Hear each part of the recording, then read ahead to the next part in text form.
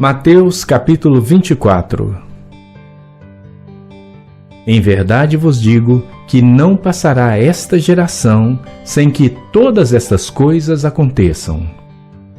O céu e a terra passarão, mas as minhas palavras não hão de passar. Esse texto que o Senhor Jesus Cristo cita na palavra, nos versos 34 e 35, esses versos falam a respeito de um sermão que Jesus Cristo está fazendo, chamado do Monte das Oliveiras, que foi proferido no Monte das Oliveiras. Não é aquele de Mateus 5, não, conhecido como Sermão do Monte. Aqui é um outro Sermão do Monte, em um outro monte, né? Mas também é conhecido como o sermão profético, faz parte do bloco do sermão profético de Jesus. Quando você lê o verso 24, desde o primeiro verso que você lê a palavra de Deus, você vê que Jesus está no templo com os discípulos. E os discípulos querem mostrar a Jesus a arquitetura tão bonita daquele templo. E Jesus Cristo diz que aquilo tudo será destruído, pedra sobre pedra. Depois eles vão para o Monte das Oliveiras e chegando lá, os discípulos perguntam assim: Senhor, quando vai acontecer essas coisas? Que coisas são essas? Quando é que o templo será destruído? Quando é que irá essa situação? Quais são os sinais que irão acontecer antes disso ocorrer? E Jesus Cristo aí, no capítulo inteiro, basicamente, ele vai descrever de forma clara e absoluta as coisas que irão acontecer antes do templo. Todos nós sabemos que o templo caiu ou foi destruído no ano 70 depois de Cristo. Então, se Jesus Cristo profere isso aos seus 33 anos, faltava menos de 40 anos para essas coisas acontecerem. É claro que talvez você já viu aonde você andou, ou alguma igreja da qual você passou, você já viu algum pastor pregar Mateus 24 a respeito da volta de Cristo. Mas eu quero te dizer que quem ministrou desse jeito foi infiel ao texto e uma exegese bíblica do texto. Jesus Cristo está anunciando o início do fim, não ainda a sua volta. Ainda a sua volta não é plena a partir desses sinais que ele fala de forma clara e ativa a respeito da destruição do templo. Então, ministrar ao meu e ao seu coração o seguinte: vivendo as últimas coisas. Vivendo as últimas coisas. Meus amados, como é que está o seu coração em relação a tudo que acontece no mundo? Como está o seu coração em relação aos acontecimentos do Brasil? Uma outra pergunta é: qual a perspectiva em meio à pandemia?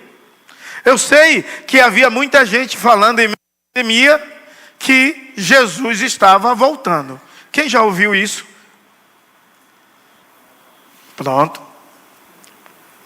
Mas eu sei também que em meio à pandemia houve várias pregações dessa natureza. Por quê? Porque houve terremoto em uma nação. Na Argentina houve gafanhoto. Em nenhum outro país houve um vendaval de terra, de poeira. E isso assustou mais o povo. Então, a palavra e dizia: é a volta de Jesus. É claro que já passou esse período.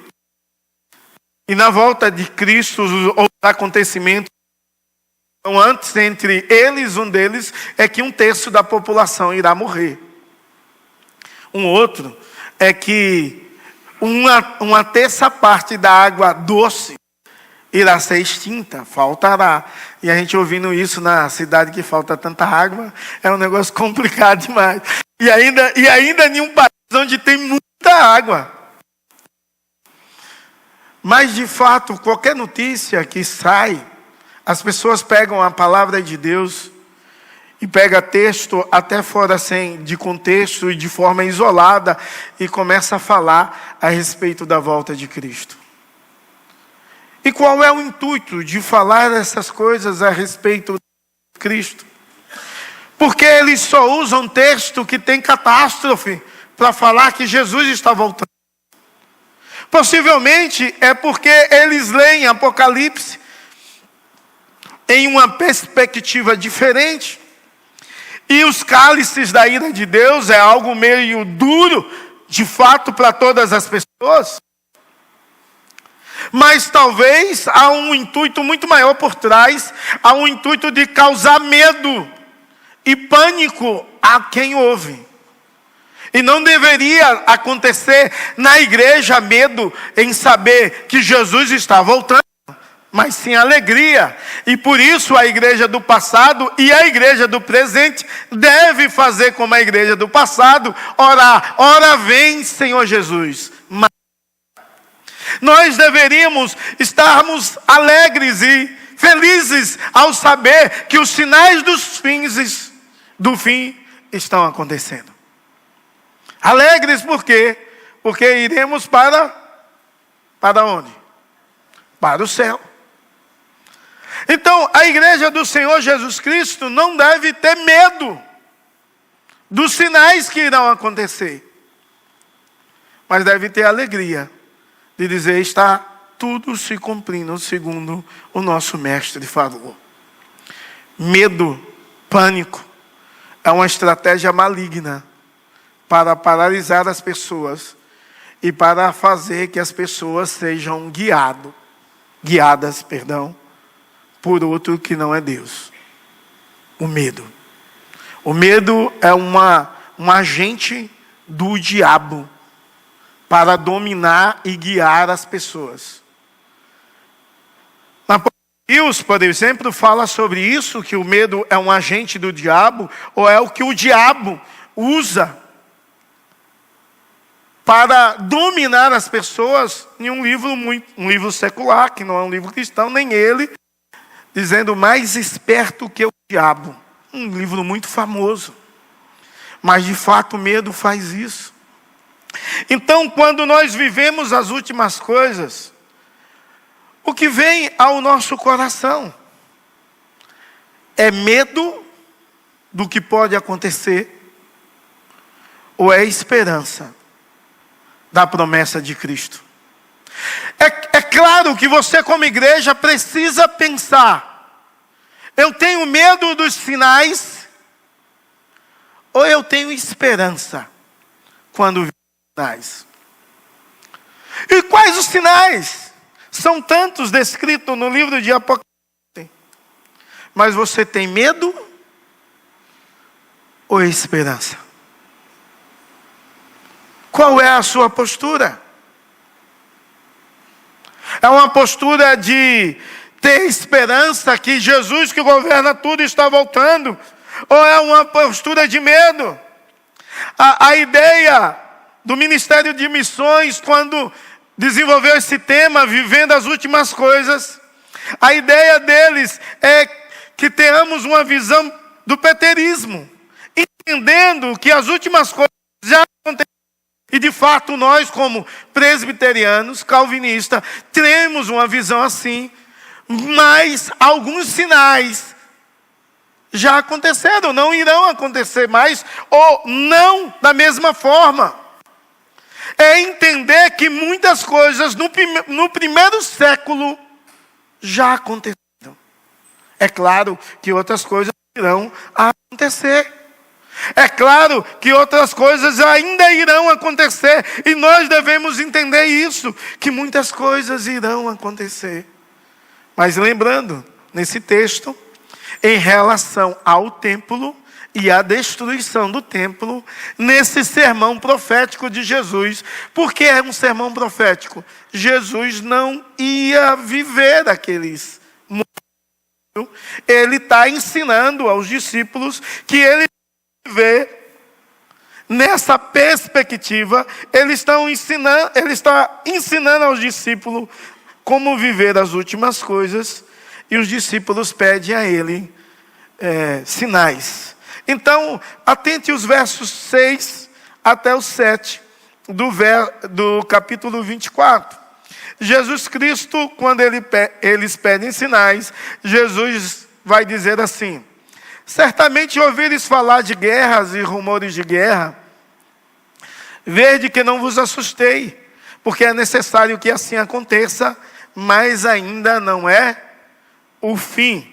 Porquanto se levantará nação contra nação, reino contra reino, e haverá fome, terremoto, em vários lugares. Sabe o que Jesus está dizendo? Vocês querem sinais?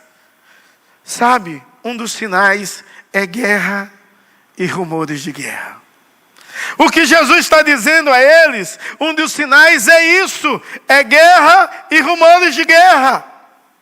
E no ano 66 ao ano 70, ocorreu a primeira guerra entre judeus e romanos. Mas dos 66, ou um pouquinho antes da guerra começar, aconteceu rumores de guerra. Porque a guerra não estoura do nada. Acontecem rumores e depois a guerra. O que Jesus está dizendo a eles é: quando vocês verem esses sinais, vocês devem entender que eu estou voltando e que vocês estão vivendo as últimas coisas. Aí ele fala de nação contra nação, reino contra reino, fome, terremoto, peste, sinais nos céus. Meus amados irmãos, todas as coisas que Jesus falou nos anos 70, ou no primeiro século. É claro que nos nossos dias você não ouve sobre rumores de guerra. Com certeza. O tempo todo. Até no Brasil a gente tem escutado alguns rumores. Diz, se os Estados Unidos desligar o GPS, como é que vai ser a nação brasileira? Vai ser alguns dias de caos. Porque a China tem um GPS, pode pegar de lá também e depois resolver tudo. É rumores de guerra isso. Não é guerra, mas na nossa nação nós temos rumores. Ou quando você vê estourar uma grande situação entre duas potências, você diz: meu Deus, será que a terceira guerra mundial vai acontecer? Só que nós sabemos que agora a guerra é muito diferente do que foi. Nós sabemos que agora a guerra não é enfrentamento homem a homem. Nós sabemos que a guerra tem umas outras maneiras de fazer guerra, de manipular e de fazer com que o inimigo volte atrás. Ainda os 9 e 11, até o 11, diz assim: então sereis atribulados e vos matarão, sereis odiados de todas as nações por causa do meu nome. Nesse tempo, há de escandalizar, trair, odiar uns aos outros, levantar-se-ão muitos falsos profetas e enganarão a muitos. Meus amados, Jesus está falando do primeiro século. Jerusalém e a igreja de Cristo, ela foi odiada, ela foi perseguida. Quantos homens e mulheres de Deus foram presos, mortos, queimados vivos, lançados nas arenas? Quantos homens e mulheres de Deus ouviram falsos profetas se levantando? Naquele primeiro século, tantas coisas acontecendo. A igreja acusada de canibalismo por causa da ceia. O Senhor Jesus disse: esse é o meu corpo. E eles dizem assim, eles comem carne. Meus amados irmãos, a respeito da vinda e a respeito do fim, ou quando se daria as últimas coisas, todos eles. 14. Então será pregado o evangelho do reino por todo o mundo, para testemunho a todas as nações. Então virá o fim. Mas Jesus, lembra de que Jesus está falando? Da destruição do templo. Ele está falando que o início do fim aconteceu quando ele foi assunto aos céus. E no primeiro século foi cumprido quase tudo isso. Quando você lê Atos 1:8, diz assim: mas recebereis poder ao descer sobre vós o Espírito Santo, e serei minhas testemunhas, tanto em Jerusalém, Judeia, Samaria e até os confins da terra. E sabe, a igreja fez isso. Em um só dia, a cada nação conhecida, no dia de Pentecostes. Eles falavam idiomas, línguas estrangeiras. E a cada nação representada estava ali judeu da diáspora, que ouviu o evangelho. Meus irmãos, nós entendemos que a igreja deveria continuar. Fez isso, então nos manda a perseguição, pregando, anunciando a verdade do evangelho, acontecendo. A igreja prega aqui, ali e acolá. Nós precisamos compreender essa realidade. Quando você continua a ler o verso 15, que fala sobre o abominável, que o profeta Daniel fala, quando vinha o abominável, sabe, isso então é viver o fim. A igreja viveu isso. A igreja do primeiro século se levantou um abominável. Era um abominável. Imagine o cara empalar ou mandar empalar pessoas vivas e tocar fogo para iluminar o seu jardim. Que crueldade! Essa igreja, ela sofreu essas tribulações. Aí quando você continua lendo esse texto, que esse texto está falando sobre o quê? Vamos lembrar? A destruição do templo. É um sermão profético a respeito da destruição do templo. Os discípulos pedem sinais a respeito da destruição do templo. É claro que se você pegar aí a sua Bíblia, você vai ver a grande tribulação. Ainda não. Lembra-se, semana passada foi pregado já e o ainda não. Coisas, esses sinais que irão acontecer antes de ser. Esse texto é nessa perspectiva. E eu não sei por quê, ou por qual maneira alguém acha que é sobre outro aspecto. Eu não entendo isso. Talvez por influência da sociedade bíblica, que fala sobre essa grande tribulação, e o povo fica tão assustado em relação a respeito disso. Mas ainda continuando o texto desse bloco, então, Jesus chega nos versos 34. Diz: em verdade vos digo que não passará esta geração sem que tudo isso aconteça. Jesus afirma no verso 34 de forma categórica: esses sinais vão acontecer nessa geração. Não é em outra. Eu não estou dizendo aqui que não haverá sinais do fim.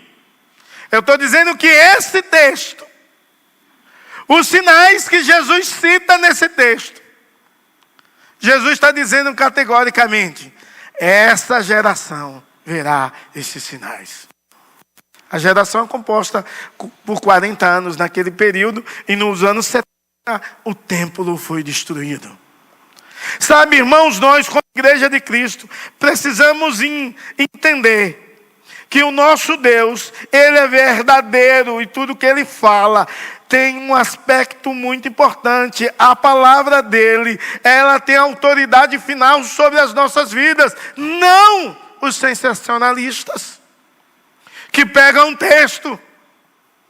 Eu me lembro, passava no SBT, umas pessoas que tiraram foto de vidro, de janela, e aparecia uma imagem.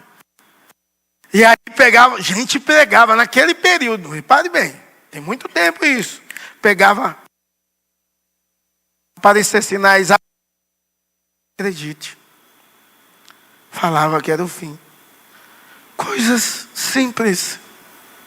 Mas hoje, quantas pessoas se apropriam? A guerra de Israel começou.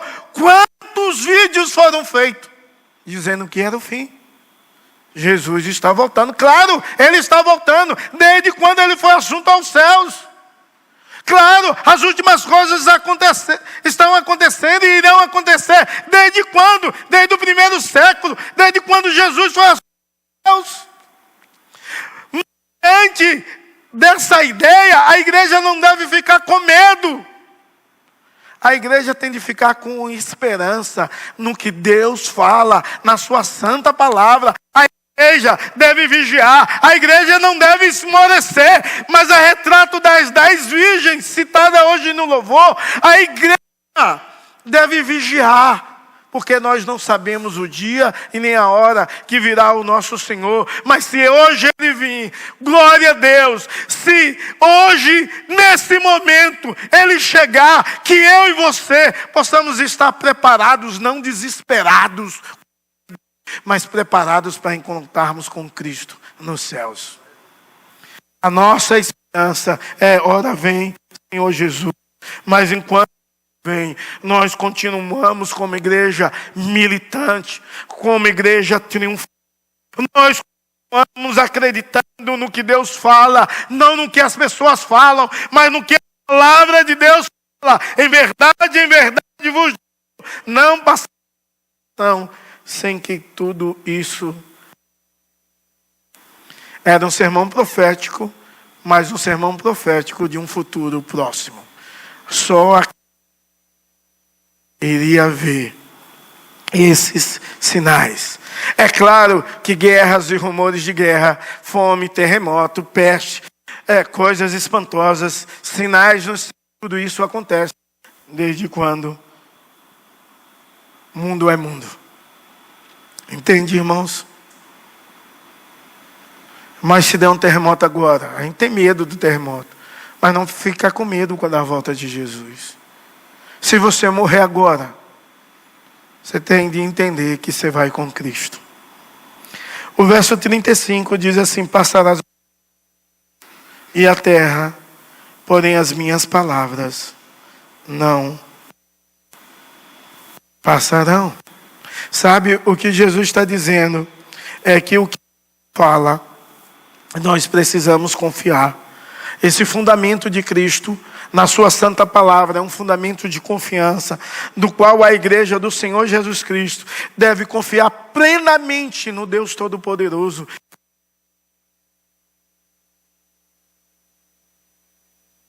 Do nosso Senhor e Salvador Jesus Cristo. Precisamos entender que o reino de Deus já está presente entre nós. Precisamos compreender que nós já vivemos as últimas coisas. Precisamos compreender que as últimas coisas já foi inaugurada quando Jesus foi assunto aos céus. Mas tendo esse entendimento, a igreja de Jesus Cristo, ela deve expandir o reino de Deus, deve fazer o reino de Deus crescer. Devemos viver na perspectiva das pessoas ouvirem a palavra de Deus e posição diante de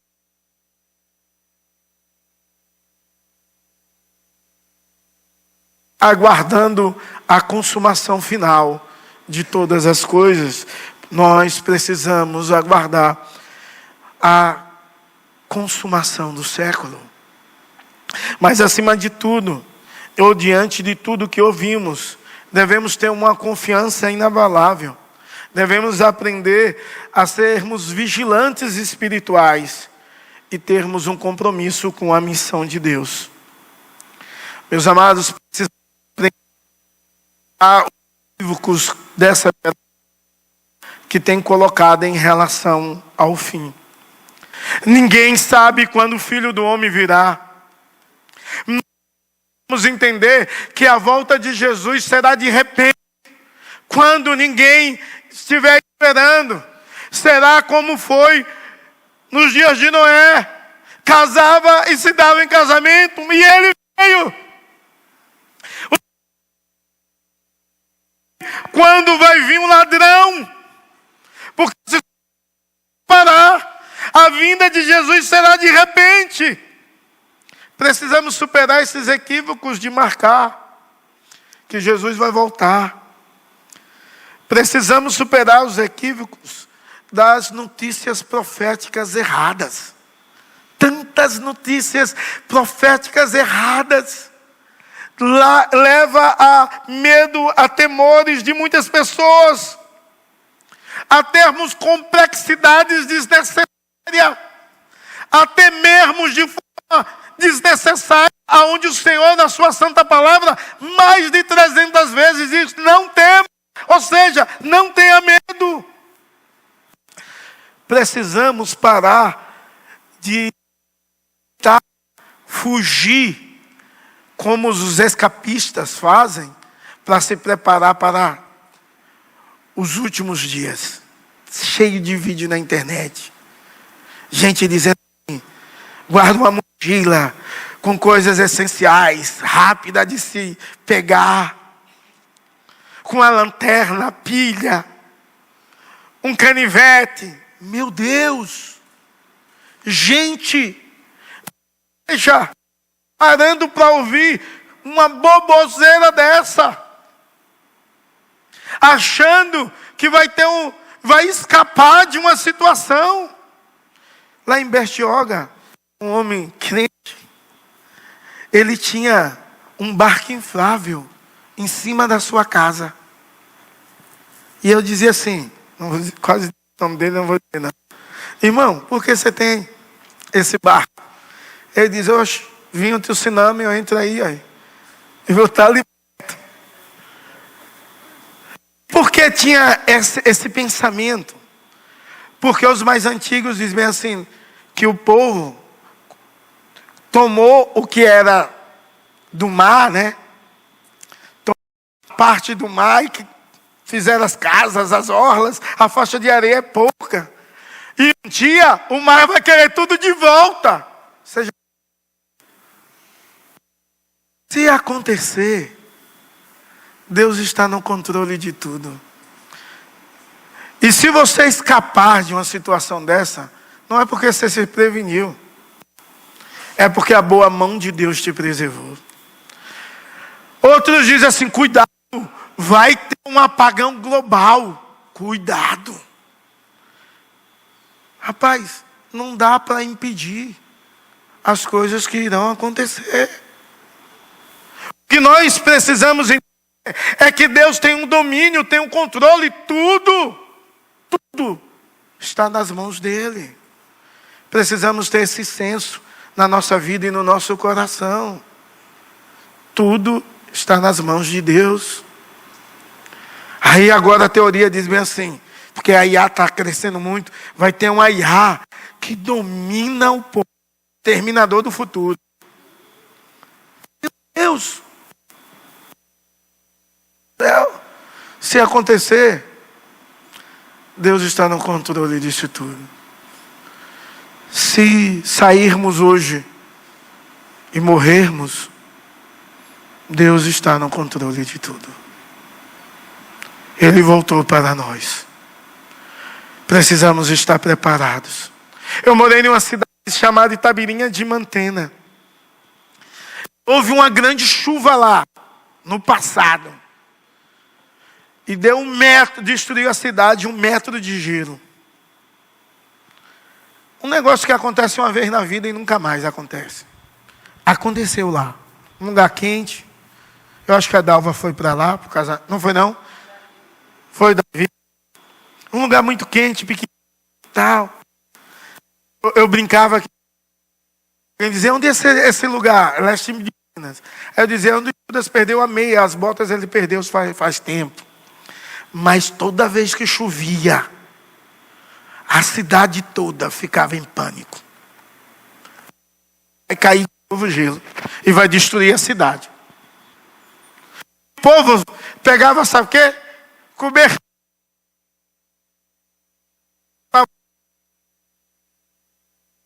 Botava no espelho, porque... Meu Deus, e se queimar? Deus está no controle, até dessas coisas mínimas. Precisamos acreditar à luz da palavra de Deus que nós já últimas coisas e devemos esperar o nosso Cristo que virá com adoração autêntica, com a confiança na cumprindo a missão que tem urgência, mas com a esperança viva de vida eterna. Nós precisamos acreditar no nosso Deus. Sabe, irmãos, quando lemos o sermão profético, o início dele, no capítulo 24, que é o início do sermão profético, Jesus Cristo não falou para causar medo à sua igreja. Queria viver e passar por tudo aquilo. Jesus Cristo falou para que a sua igreja pudesse entender que Ele é Rei e Senhor sobre tudo, e todo o domínio está nas mãos deles. Por isso que nas arenas, homens e mulheres morreram louvando a Deus. Por isso que homens e mulheres eles sabiam em quem eles criam. Eles compreendiam quem era Jesus. E eles entendiam que o nosso reino não está aqui. E nós somos cidadãos do reino dos céus. E Deus promete, tudo que Ele promete, irá cumprir uma vida eterna para o seu povo. O Senhor Jesus diz, acumulai tesouros sobre os céus. Precisamos ter uma perspectiva celeste. Eu estou dizendo que você não deve os seus planos, os seus projetos, não estou dizendo nada disso, mas eu estou dizendo que você precisa olhar para Cristo, e você precisa vigiar e estar preparado para a sua vinda, e precisamos cantar, louvar, adorar, confiar e orarmos. Ora vem, Senhor Jesus. Maranata, vem, Senhor Jesus. Vem buscar a sua igreja. Vem buscar a minha vida, a sua vida. Isso é fé. Você crê assim? Ou você... Os sinais. Você tem medo? Ou você tem Deus fiel que cumpre a sua palavra?